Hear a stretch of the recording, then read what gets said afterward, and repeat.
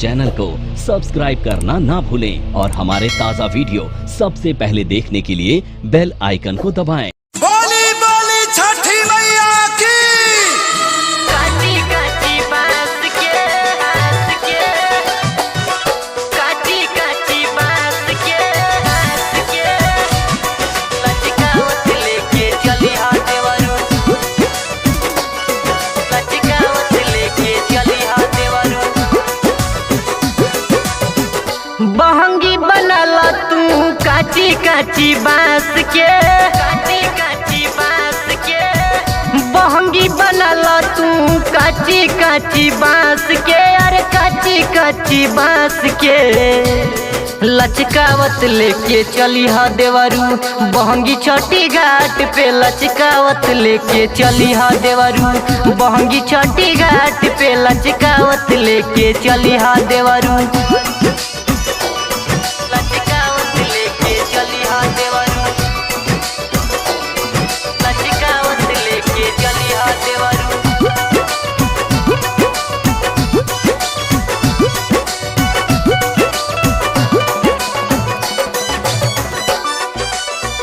पावन परब हवे ई छठी माई के,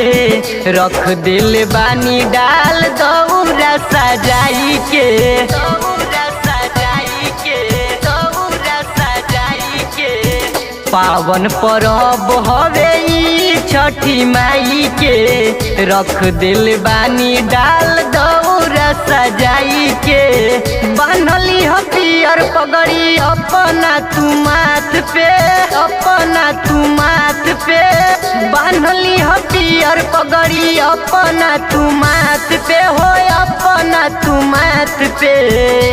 लचकावत लेके चली हा देवरू, बहंगी छठी घाट पे लचकावत लेके चली हा देवरू, बहंगी छठी घाट पे लचकावत लेके चली हा देवरू, बहंगी छठी घाट पे लचकावत लेके चली हा देवरू, लचकावत लेके चली हा देवरू, लचकावत लेके चली हा देवरू।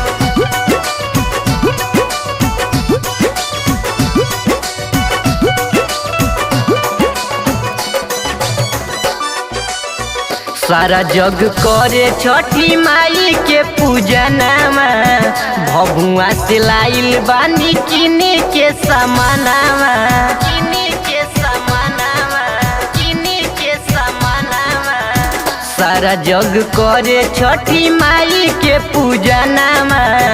भभुआ से लाइल बानी किने के समानामा, दो तू ध्यान तनिका हमारा हो बात पे, हमारा हो बात पे, दो तू ध्यान तनिका हमारा हो बात पे, हो हमारा हो बात पे,